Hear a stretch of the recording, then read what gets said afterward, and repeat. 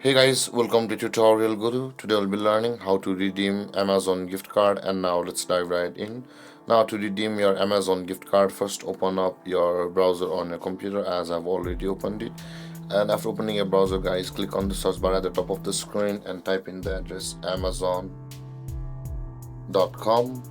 and hit on enter, and then you'll be redirected to the home page of Amazon. Now guys, first remember to log into your account, because I have logged into my account already. It's not asking me for a login, but in your case first you'll be required to log into your account on Amazon. And after logging into your account guys, you land on this interface, which is the home interface of Amazon.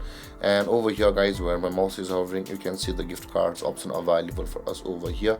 Click on the gift cards option over here, and after you click on the gift card button over here, you land over here where you can see these options where my mouse is hovering, and there is the redeem Amazon gift cards option over here. Click on the redeem Amazon gift cards and you land over here where you'll be required to enter your claim code, and it also says guys that's not required over here, so enter your claim code over here, whichever may it be.